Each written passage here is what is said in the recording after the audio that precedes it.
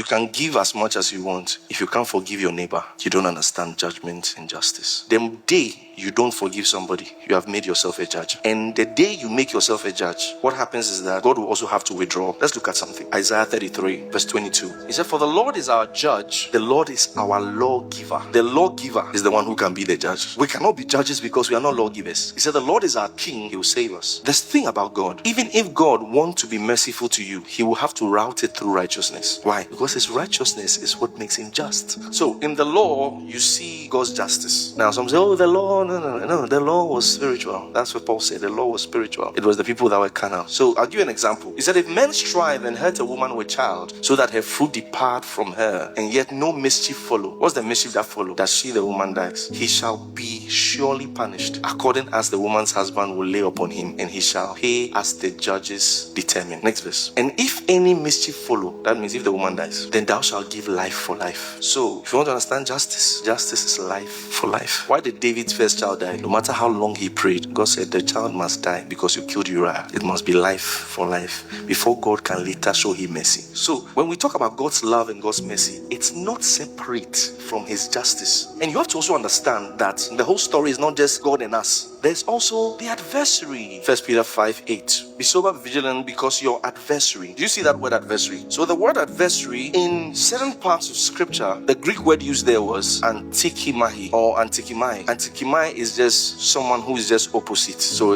adversary, like someone is opposite what you are saying. But when you come to this particular one, it's not antikimai. This particular one is antidikos. Antidikos is a legal word, which means the prosecutor in court. So you see it used in Matthew 5:25. You see the context there. Agree with an adversary quickly, whilst thou art in the way with him, lest at any time the adversary deliver thee to the judge. So the devil, first of all, brings up accusations against you before God's justice. And that's why, even though God loved us, we're required to have precision before God, because he's a prosecuting attorney in the courtroom. So reminds you of why he was able to go to God in the story of Job. Why? Because he's an antidikos. He brings up accusations. Luke 22. I'll start from verse 29. And I appoint unto you a kingdom as my father had appointed unto me, that ye may eat and drink at my table, and sit on thrones judging the 12 tribes of Israel. And the Lord said, Simon, Simon, behold, Satan hath desired you. The word desired you comes from a Greek word exatiomai. It means he has brought up an accusation against you. That's why Jesus didn't say,